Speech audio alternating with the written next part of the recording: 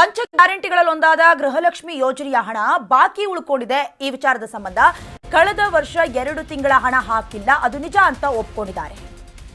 ಗೃಹಲಕ್ಷ್ಮಿ ಯೋಜನೆಯ ಹಣ ಬಾಕಿ ವಿಚಾರದ ಸಂಬಂಧ ಕಳೆದ ವರ್ಷ 2 ತಿಂಗಳ ಹಣವನ್ನ ಹಾಕಿಲ್ಲ, ಅದು ನಿಜ, ಅದು ನನಗೆ ಗೊತ್ತಿದೆ ಅಂತ ಬಸವರಾಜ ರಾಯರೆಡ್ಡಿ ಹೇಳಿಕೆಯನ್ನ ಕೊಟ್ಟಿದ್ದಾರೆ. ಮಾಹಿತಿ ಕೊರತೆಯಿಂದ ಕೊಟ್ಟಿದ್ದಾಗಿ ಹೇಳಿಕೆಯನ್ನ ಕೊಟ್ಟಿದ್ದಾರೆ. ಸಚಿವರು ಸದನದಲ್ಲಿ ಹೇಳಿಕೆಯನ್ನ ಕೊಟ್ಟಿದ್ದಾರೆ ಅನ್ನೋದಾಗಿ, ಜೊತೆಗೆ ನಾನು ಕೂಡ ಮಾಹಿತಿಯನ್ನ ನೀಡಿದ್ರಿಂದ ವಿಷಾದ ಇದೆ. ಸದನದಲ್ಲಿ ಸಚಿವರು ವಿಷಾದವನ್ನ ವ್ಯಕ್ತಪಡಿಸಿದ್ದಾರೆ ಅಂತ ರಾಯರೆಡ್ಡಿ ಅವರು ಹೇಳಿಕೊಂಡಿದ್ದಾರೆ. ಮುಂದಿನ ದಿನಗಳಲ್ಲಿ ಹಣವನ್ನ ಹಾಕಲಾಗುತ್ತೆ ಅಂತ ಸಿಎಂ ಸಿದ್ದರಾಮಯ್ಯ ಅವರ ಆರ್ಥಿಕ ಸಲಹೆಗಾರ ರಾಯರೆಡ್ಡಿ ಹೇಳಿಕೆಯನ್ನು ಕೊಟ್ಟಿದ್ದಾರೆ. ಅಧಿವೇಶನ ನಡೀತಾ ಇದ್ದ ಸಂದರ್ಭದಲ್ಲಿ ಗೃಹಲಕ್ಷ್ಮಿ ಯೋಜನೆ ಕೂಡ ಬಹಳ ದೊಡ್ಡ ಮಟ್ಟಕ್ಕೆ ಚರ್ಚೆ ಆಯಿತು. ವಿಪಕ್ಷ ನಾಯಕ ಆರ್ ಅಶೋಕ್ ಅವರಂತೂ ಸುಮಾರು 5,000 ಕೋಟಿ ರೂಪಾಯಿ ಅಕ್ರಮ ಹಣ ವರ್ಗಾವಣೆ ಆಗಿದೆ ಗೃಹಲಕ್ಷ್ಮಿ ಯೋಜನೆಯ ಅಡಿಯಲ್ಲಿ, ಫಲಾನುಭವಿಗಳಿಗೆ ತಲುಪಲೇ ಇಲ್ಲ ಅನ್ನುವಂತಹ ದೂರನ್ನ ಹೇಳಿದ್ರು. ಅದಾದ ಮೇಲೆ ಲಕ್ಷ್ಮೀ ಹೆಬ್ಬಾಳ್ಕರ್ ಅವರು ಕೂಡ ಹಾಜರಾಗಿರಲಿಲ್ಲ, ಅದನ್ನ ಕೂಡ ಕಾಲೆಳೆದ್ರು.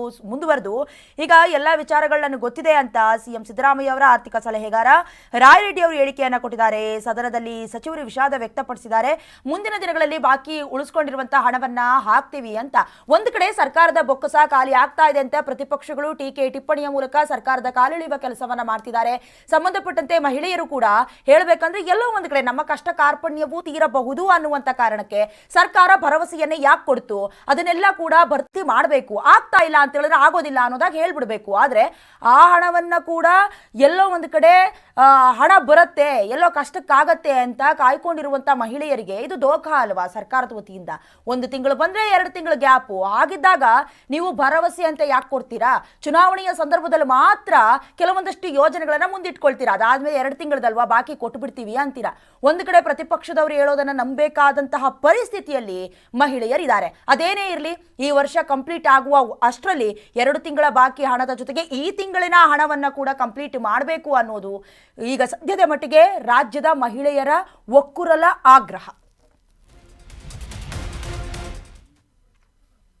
ಚರ್ಚೆ ಆಗ್ತಿರೋದು ಫೆಬ್ರವರಿ ಮತ್ತು ಮಾರ್ಚ್ ತಿಂಗಳ ಹಣವನ್ನ ಹಾಕಿಲ್ಲ ಗೃಹಲಕ್ಷ್ಮಿದು ಅಂತೇಳಿ.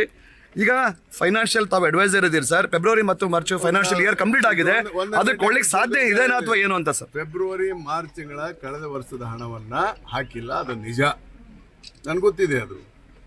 ಅದು ಅವ್ರಿಗೆ ಒಂದು ಕಣ್ತಪ್ಪಿನಿಂದ ಅಥವಾ ಮಾಹಿತಿಯ ಕೊರತೆಯಿಂದ ಮಂತ್ರಿಗಳು ಕೊಟ್ಬಿಟ್ಟಿದೀವಿ ಅಂತ ಹೇಳಿದರು. ಆಮೇಲೆ ಅದನ್ನು ಹೇಳಿಬಿಟ್ಟು ನಾನು ವಿಷಾದವನ್ನು ಸದನಕ್ಕೆ ಕೊಟ್ಟಿದ್ದರಿಂದ ವಿಷಾದವನ್ನು ಕೂಡ ವ್ಯಕ್ತಪಡಿಸ್ತೀನಿ ಅಂತ ಸೌಜನ್ಯತೆಯನ್ನು ಮಾನ್ಯ ಮಂತ್ರಿಗಳು ತೋರಿಸಿದ್ದಾರೆ. ಅದನ್ನು ವಿರೋಧ ಪಕ್ಷದವರು ಅರ್ಥ ಮಾಡ್ಕೋಬೇಕು. ಮುಂದಿನ ನಿರ್ಮಾಣಗಳಲ್ಲಿ ಹಾಕ್ತಾರೆ.